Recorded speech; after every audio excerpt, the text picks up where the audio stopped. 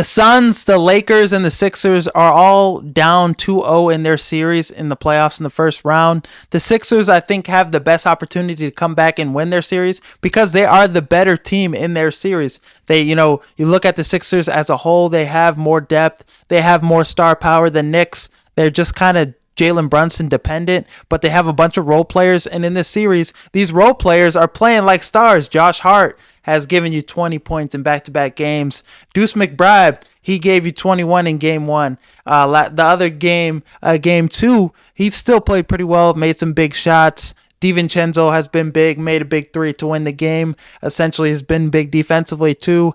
Hardenstein, he's been great, 14 points. Those hook shots, he looked like Kareem Abdul-Jabbar in that game too. But they've been playing really well. And Jalen Brunson, 8 for 29, game two, and then didn't shoot that well in game one either. So Nick Nurse has put out a good game plan for stopping Jalen Brunson. And it's just, the role players have just been a huge X factor and have been a huge part of the Knicks winning some of these games. The 76ers, though, they should have won game one if Embiid didn't try that dunk. And game two, the refs hold the 76ers in that one. We all know how bad it was. There was a grievance filed for it.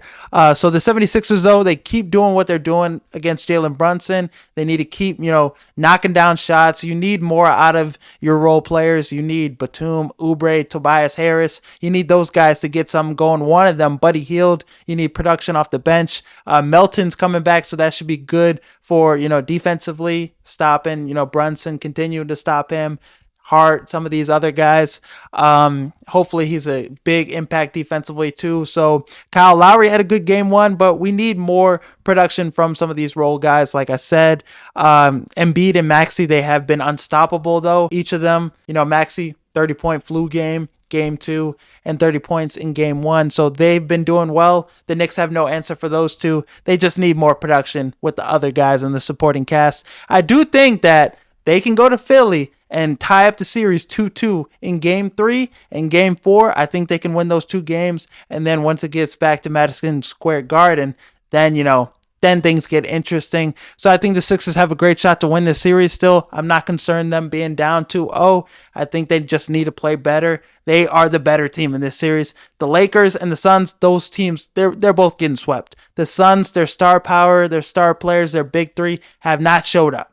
Devin Booker, Bradley Beal haven't showed up at all. Whereas, Kevin Durant, game one, he played pretty well, 31 points.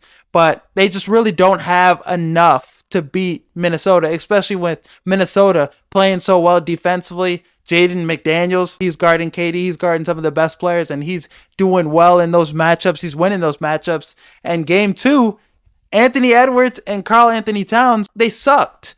They couldn't get anything going. So on a game like that, the Suns, you have to win that game, but Jaden McDaniels gives you 25. Mike Conley gives you 18. So I think that series is going to be over in 4 games. And the Lakers, D'Angelo Russell, he gave you a couple threes. He played really well. He gave you 20 points. Their supporting cast, the other guys didn't really shoot that well. But Anthony Davis played as good as he could have played. Fourth quarter, he kind of went down a little, but LeBron James needed a better game from him. But they played really well. They were up 20 in that game. They should have won that game. And it came down to Jamal Murray, buzzer beater. So even when you play as good as you can play or really well, the Nuggets still have an answer, and they just can't beat the Nuggets for some reason. The Nuggets are too synced. I think that series is going to be over in 4 games. Some people thought the NFC North was going to be the worst division in football this season. They thought it was going to be as bad as the NFC South.